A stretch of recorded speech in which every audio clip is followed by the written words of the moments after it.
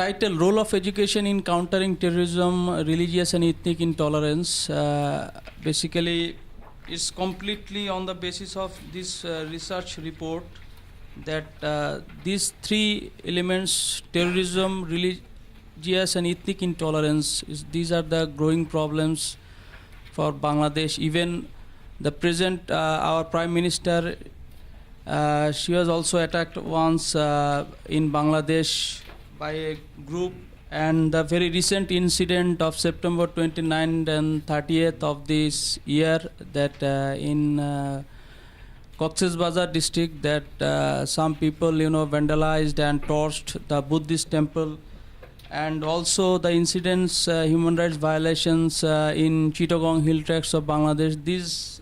There are so many things happening in several times.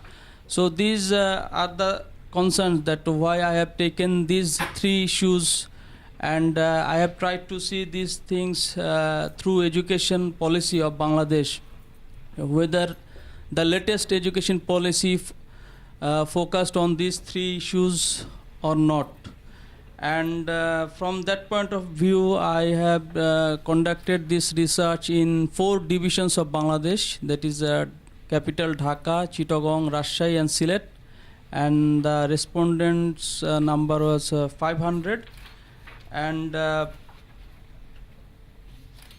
basically the important features of the National Education Policy 2010, these are compulsory primary education extended up to class 8 from class 5, and secondary education to class 12 with uniform curriculum and syllabus will be followed in general, madrasa and vocational levels.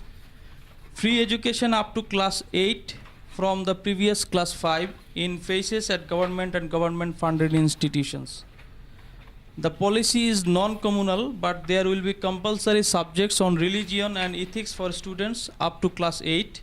The policy dropped the word secular from its draft to make it acceptable to all segments of the society. This is one of the important findings of this research, that the word secular has been dropped from the education policy 2010.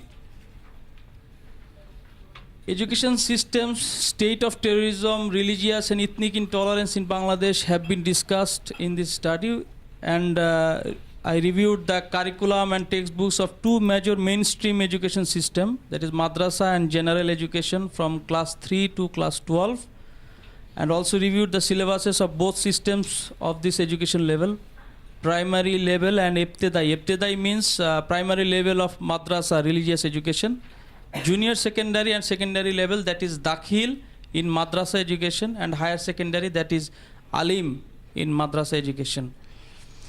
And Bangladeshi people, including teachers and students who were my respondents, they are somewhat acquainted with National Education Policy 2010, but that is truly inadequate to understand the important issues. Only 37.40% had idea about the National Education Policy 2010.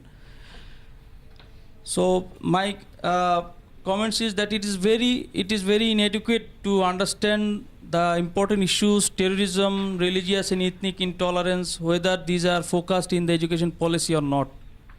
Even 47.20% respondents are not aware of what National Education Policy address and how it runs the education system of Bangladesh.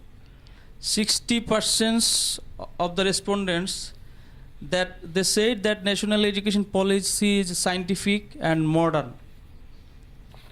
And also this National Education Policy 2010 and the present text, I am mentioning one thing, that the present education policy would be implemented from the 2013. So I have also reviewed the present textbooks, syllabuses and curriculum.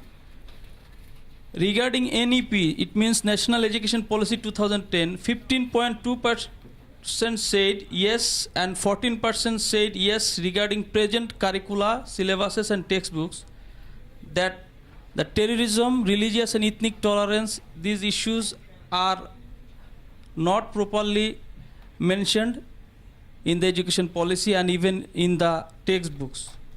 71.60% people think that the terrorism, religious and ethnic tolerance are the problem in Bangladesh out of 500 respondents. And politics and national education policy both have religious biasness. This is also an important findings that 40.40% and 17% opined respectively that politics and national education policy both have religious biasness, and present national education policy is not adequate to face the challenges of terrorism and religious and ethnic intolerance. 75% respondents shared that they do not have any chapter or any text in their books or education to counter religious or terrorism or ethnic intolerance. Only 19% students shared that their teachers' approach to issues that related to terrorism, religious and ethnic intolerance. And the most significant finding is that people treat education as important means. 91.20% opined to face the challenges of these issues in Bangladesh. They feel that it is important to incorporate the issues in national education policy, curriculum and textbooks, syllabuses with the priority basis. These issues are needed to be introduced from the elementary as well as primary level. 48.40% mentioned these things. People of Bangladesh believe religion-based political parties are partially responsible. 40.60% opine to the issue of terrorism, religious and ethnic intolerance. In most educational institutions of Bangladesh, religion-based political parties have their strong and organized activities through their student wings. 63.44% is said about this issue, but people do not support their activities. They believe that religious ideology-based student wings of the political parties have relationship to the issue of terrorism, religious and ethnic intolerance. And it has been observed during data collection that respondents from madrasa, both teachers and students, they did not consider terrorism, religious and ethnic intolerance as problem for Bangladesh. Even they refused to respond in some questions. And maybe there is a thinking that if they acknowledge these issues as problems, then there might be a chance to expand secularism notions, activities of non-Muslim people in the country, as well as international interference, and they think that it will hamper their Islam dominant ideology. And especially the Qawmi madrasa teachers and students, there are two types of madrasa. One is Qawmi and another is Aliyah. Qawmi madrasa teachers and students are more rigid to religious views rather than global requirement that Aliyah madrasa teachers and students are aware of.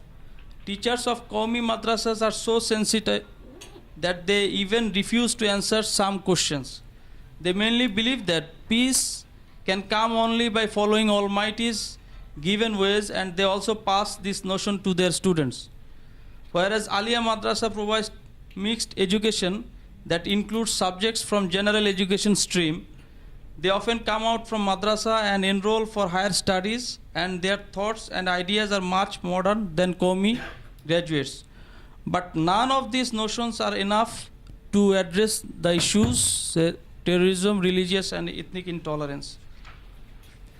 Through this research, I found that there are 15 religion-based political parties are active in Bangladesh politics, and especially it has been found that the wing of Jamaat-e-Islami, that is student wings, that is called Bangladesh Chhatro Shibir, has dominance in most of the educational institutions of Bangladesh, whereas others do not have. And recently Hizbut Tahrir is taking places insidiously in the institutions nowadays. And in the case of Aliyah Madrasa, it's very interesting findings that they are linked with modern education even. But the dominance of Bangladesh Chhatro Shibir is huge, whereas they have no dominance in Qawmi madrasas. And activities like, that managing students' accommodations, helping financially to the poor students, helping any risky situation, and also attraction to practicing Islam are the important causes which attracts students to join the religion-based political activities in academic institutions. On the other hand, others non-religion based political parties like Bangladesh Chhatro League, student wing of Bangladesh Awami League, this is the present government party, and Chhatro Dal, student wing of Bangladesh Nationalist Party, the main opposition party, BNP, and others, their internal faction clash, involvement in different violence has been created an image to the students that the religion-based political parties are disciplined and organized. Moreover, non-religion students, political parties do not care the students properly from the time of recruitments to meet up their different problems, whereas these are properly taken care of by religion-based student wings. And this is one of the vital reasons in the way of attracting the students to join the religious student wings in the academic institutions.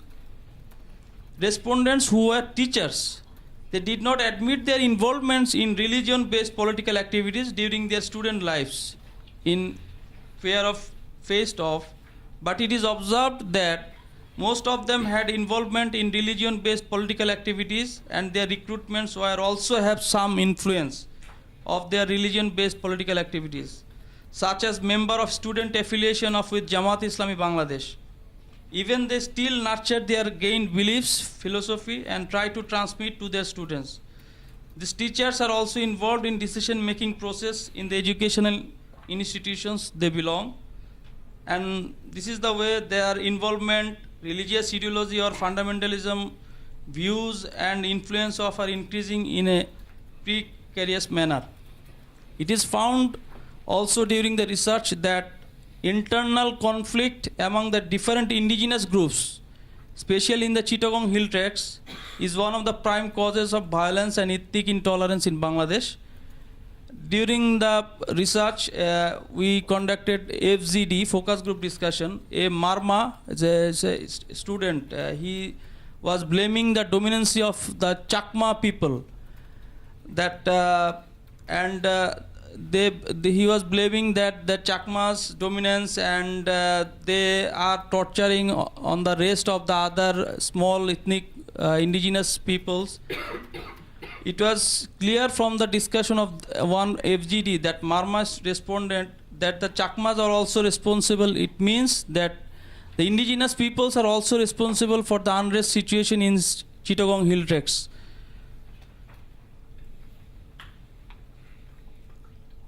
The most important findings of my research is that religion works as a very powerful controller in politics and education policy, as well as in education system of Bangladesh. Though government of Bangladesh did not admit, and they carry propagandas as so-called secularism thoughts. I have also put some recommendations on the basis of my research that for facing these challenges in Bangladesh through education, that how can we face these challenges through education, because we know that education is the process of encouraging goodness and diminishes badness. So education is the only way that can sustain behaviors and norms. So renewing the education system as well as education policy should be done to reduce tensions in society. All activities and plans should be thought through so that this can contribute to reducing tensions between cultural, religious or ethnic groups. And plans for managing education should include extra time and effort for establishing everyone's commitment to the idea of equal access to education and learning for all. And I hope that you have already received my paper. If you see that, you will see that lots of recommendations are there. As I am here and presenting these things, I will just focus on 2-3 points of my recommendations. That is that political will, basically political will is important issue, and without religious biasness, that is the important factor to curb terrorism or these kinds of problem. and also the problem of poverty. We should address this issue, and emphasis on moral education. Moral education, that is also important, and international community like EU, they have contribution in Bangladesh education, but they can do through establishing an education commission jointly with Bangladesh, especially for addressing these issues, and they can plan and they can share ideas and views, and also it is very urgently needed to review the education policy, because the data shows that the people who are engaged with education system, they are not even aware about their own education policy. 30 to 33% only, just they have idea that Bangladesh has an education policy, but what the education policy address, they have no idea.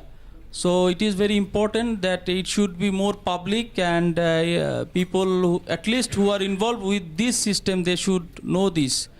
And as these issues are growing problems, I would say that only Bangladeshis would be affected. It is not to mention, it is not wise that the South Asian countries as well, the whole region, even this Brussels can be affected, because the culture of globalization, terrorist activities is now from one place to another. So it is very urgently needed to address these problems, and that would be through the education. And from that point of view, that I have recommended to review the education policy, focusing on addressing these issues through incorporating some texts or paragraphs at different level of classes. And especially about the madrasa education system, I would like to say that people have views that all things happens by those people. But my research has found that it is not correct all time, because that the modern education, who are taking the modern education even in Bangladesh, private universities, even the government universities, that even I think you have heard the University of Dhaka also, that these universities are now facing this kind of problem, that Hizbut Tahrir, it is officially banned, that in Bangladesh it is banned, but that modern educated students, even teachers, graduated from Cambridge also, they are involved with Hizbut Tahrir. It is found through different report. So it should not be wise to say that religious students or madrasa students are only involved with this kind of things. So all things together should be addressed properly, and that should be through education, and I think then we can face these challenges. So thank you so much.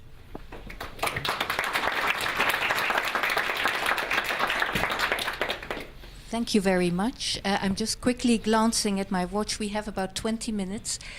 So instead of me reacting now, I would rather like to give the floor to the two respondents. Thank you.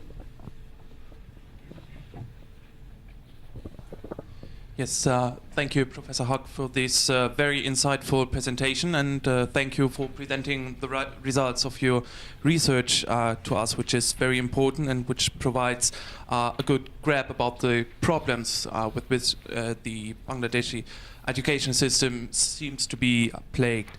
I think also for those who participated in the last session in this room, this topic somehow connects quite nicely to the discussion we had about the notions of culture and of how much different kinds of culture and of how much a culture a nation state can accommodate, because it is about the question of whether secular politics or secular education should prevail over religious education to some extent. I think there are two main issues which you presented in your presentation. On the one hand, there appears to be a crucial lack of awareness what the national education policy is actually about, and that you are advocating, and this is quite an important point, an increasing inclusiveness in the drafting process of this education policy, so that it's not done by technocrats and politicians, but that it is done in connection and linking it back to education professionals, to students, to scholars and the civil society. I think this is a very rewarding and promising approach in order to tackle the problems of intolerance and the issues you mentioned. On the other hand, you mention, or you talk about the political instruments and political action which are taken by the government and which are taken by the parties in order to influence education. On that matter, you present a large number of policy recommendations how to actually go about drafting the next education policy in 2030, which are very useful. However, I have some problems and I have some troubles with some of your points, because to me it seems that you're to some extent advocating sort of a political curtailing of the education sector. I think there is a tight line or tight rope which you have to walk in how much you're actually prescribing and what is allowed and what is not allowed, and to what extent the education sector has to be free in choosing its own curriculum, especially when it comes to the education sector which is not state-run. I mean, you mentioned the madrasas, and I think they are like, you could call it private education institutions, right? I think that's a very difficult problem to solve, because as soon as you require the government and the state to intervene on behalf of the society within these private education institutions, you at the same time stir up their resilience and maybe their protests within their political organizations. So you could, sort of enter into a vicious circle, which would actually increase the problem. So for this, I think one really has to think about how far government policies are allowed to go when it comes to education, especially in the private sector.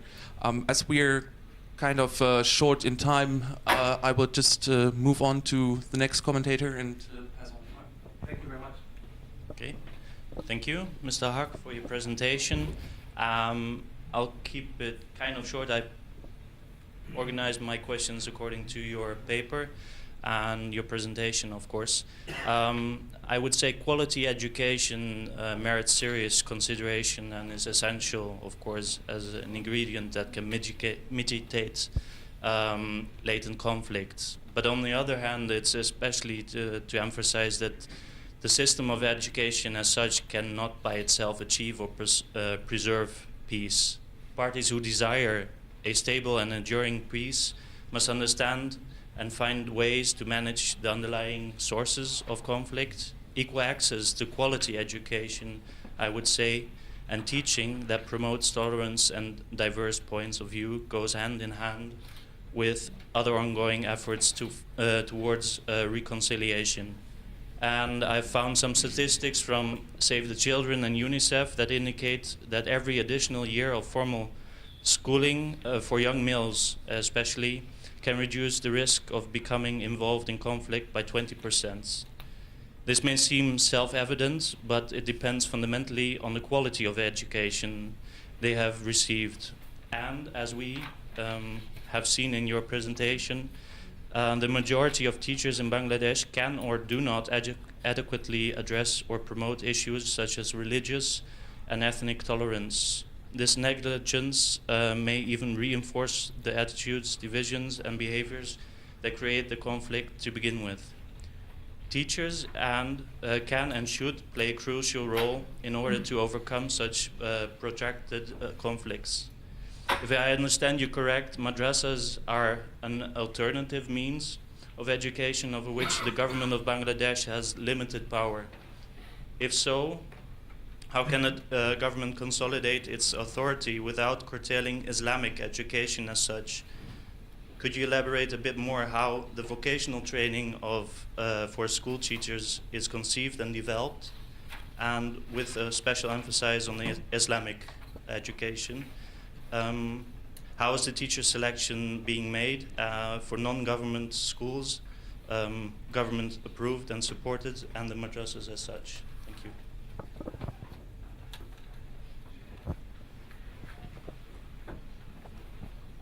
I suggest that we allow Professor Hoque to respond to these comments before opening the floor to you all. Or would anybody care to pose some other questions or make comments? Okay.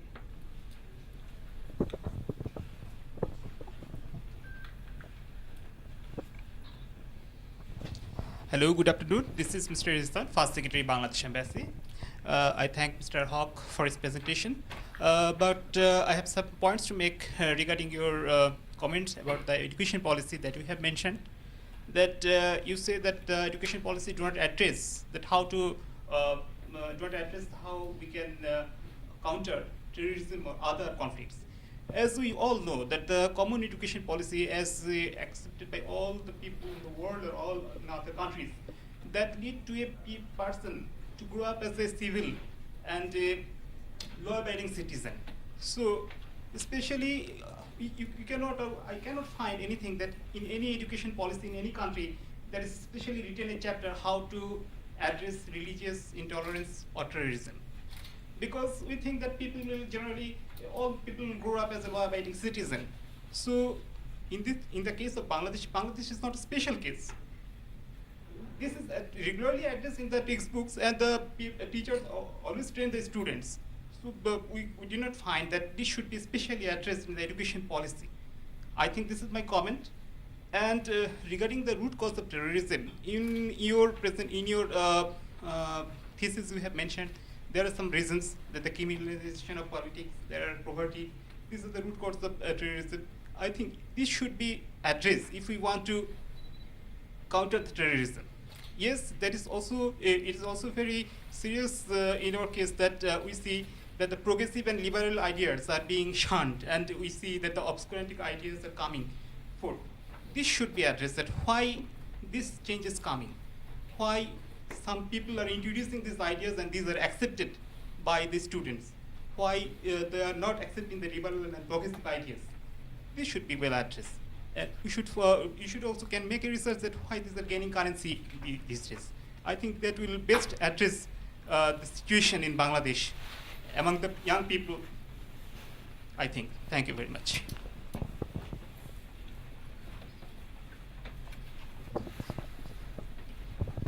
Well, thank you very much for your research there. I had actually commented on the last session, and I'd just like to add there, I don't usually comment, I usually sit and listen, but the topics, just to congratulate this panel, have been wonderful and enlightening. Thank you so much for your research and how honest the research was. That's the first thing. The comment I really would make would be that the issues in relation to Bangladesh and Pakistan are very similar in that from partition in 1947, they are an offspring of the same set regarding the partition of India in that regard. So it's not surprising that you may find the issues with the madrasas, for example, to be prevalent in your research.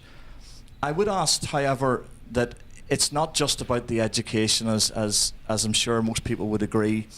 It's about the changing of an ideology. It's about educating more, in our opinion, on a humanistic aspect, that we're all human beings on this earth. We all deserve love. We all deserve to live in peace. We all deserve to have the right of an expression. And therefore, perhaps the goal would be for the international community and the United Nations, the goal would be to more say, okay, we all have different opinions, but where are our areas of dialogue? And that takes away the fear aspect, because the biggest thing, in our opinion, as a coalition, that we have found through Pakistan is that a lot of the issue is that the establishment are afraid of losing the grip that they have for many different reasons. And that would be all I would comment. Thank you.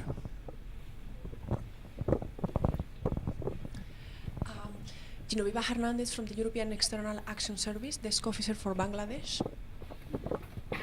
Thank you very much for your excellent presentation. And I'd like to ask you about the gender dimension in education. Reading through the national education policy is something that actually I found extremely enlightening, as extremely progressive as well.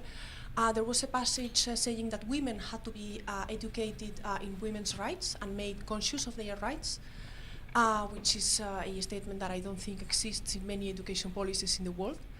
And I was wondering how that has been received by teachers and by all the concerned actors, including madrasas, and if people involved in the education sector are aware of these clauses. Thank you very much. There's one more question, perhaps, and then we will allow Professor Hoque to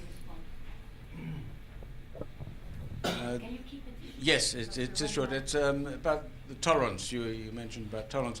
I wonder whether maybe another way to approach it is to make sure that in the philosophy of education that you have the idea that education is about asking any question and getting an answer, because you mentioned that some madrasas refuse to answer questions. So if that was put centrally into the national education policy, that any question can be asked and students should be able to seek out an answer, maybe that would have some effect on the tolerance.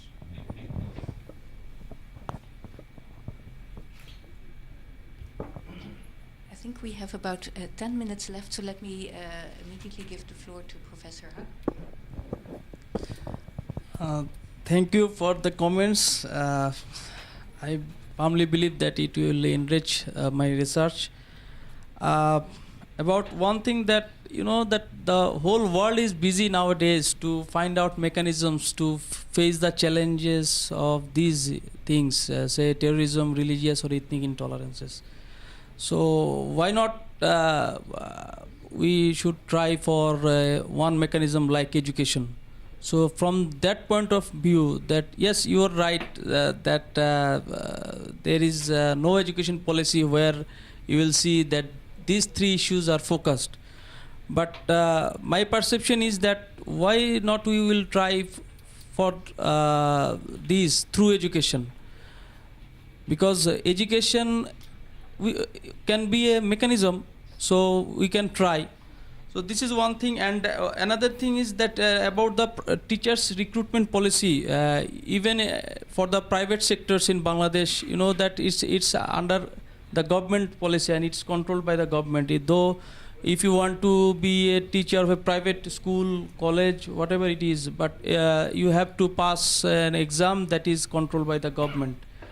And about the gender issues, women issues, that is, yes, that up to, it is given priority by the all governments, even the present government also, that education is free up to graduate level for female students in Bangladesh.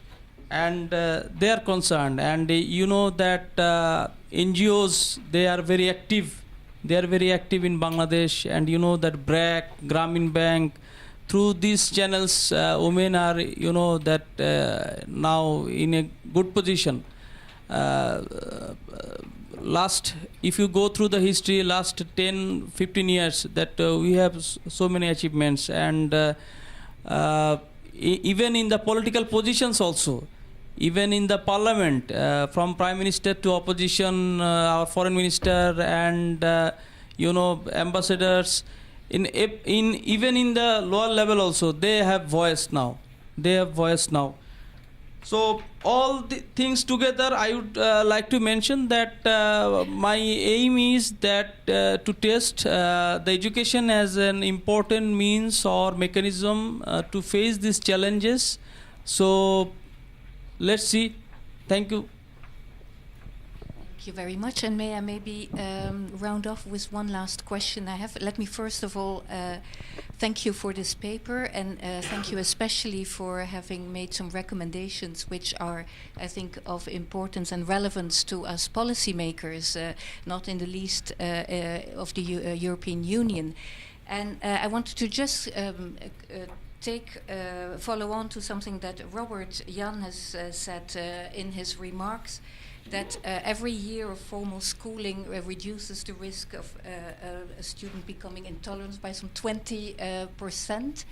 And I think precisely here the nexus between education, poverty, and intolerance and let's say the root causes of terrorism is something that is of course relevant for South Asia and Bangladesh, Pakistan in particular.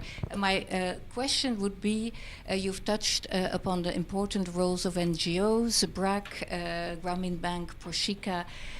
These NGOs are, of course, as I said earlier, part of our strategy to help Bangladesh achieve a quality universal education, thereby also reaching the Millennium Development Goals.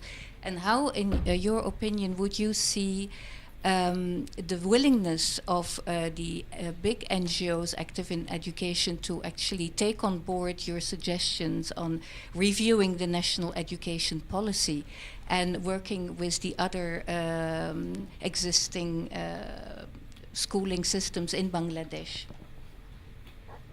No, my answer is no. They are not interested actually about these issues. How I have tried to focus these things. Basically, you know that we have huge population, and still now that people are busy. Even government and the donor agencies, they are try to pick up the students. At least you send your children to the schools for at least for primary level education. So from that point of view, you know that is important to educate people, the childrens. So in that case, NGOs like BRAC or Grameen, they are busy for that purpose. They are not. They have no idea, and I have taken some interviews also from those sectors, but they are not interested, and they are not doing this kind of things. Thank you for your very frank answer, and I think we will take on board the elements of your paper. I don't see anybody else from the audience wanting to comment, so I think we can perhaps then round off, except if anybody still has some comment or questions for the professor. I see a gentleman.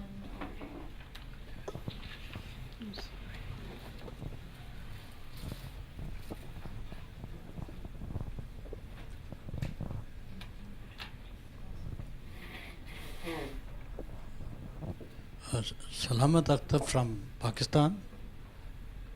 I appreciate your research work, but still, I think that education is always secular.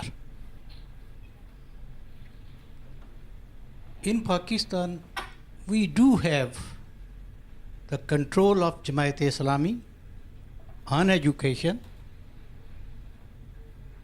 and this control contributes towards terrorism. I appreciate this paper, but it had been much better if it had taken the shape of the article of education policy of the South Asia.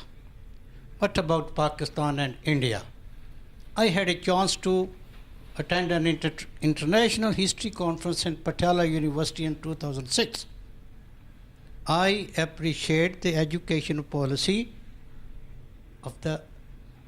of India, and if he had taken the education policy of Pakistan and India and along with Bangladesh, Sri Lanka and other countries, it had been much better. Thank you.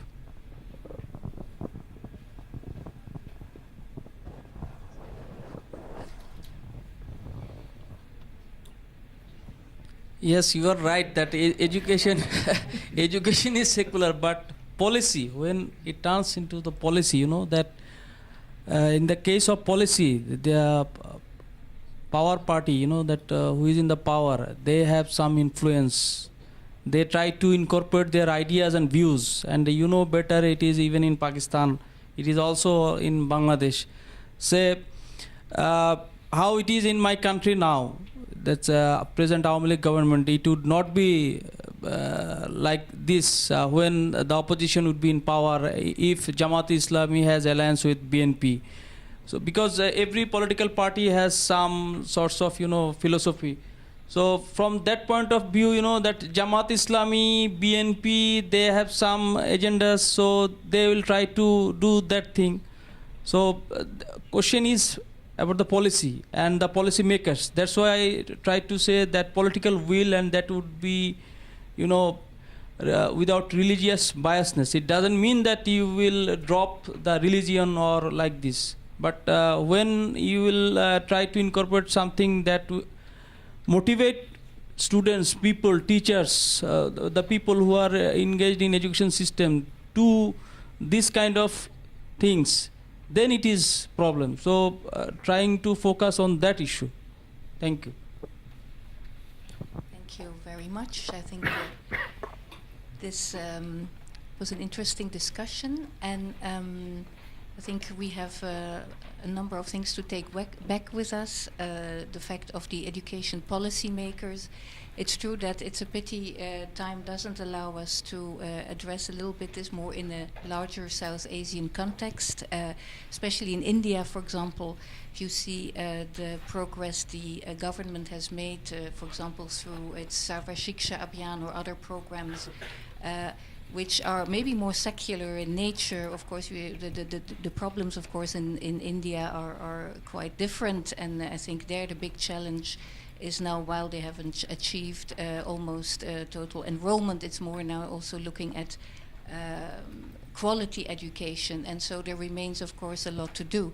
I think your comments are hopefully particularly useful for the situation in Bangladesh. I think it's useful for our policymakers who are having to look ahead now with our new financial perspectives for EU development cooperation for South Asia, and notably also for Bangladesh. We're currently thinking of what to do in the next 7 years, starting in 2014. So I think this has been a very useful contribution. And may I really thank, first of all, Professor Hoque for his presentation, the commentators, and also the public for your very valuable contributions. Thank you.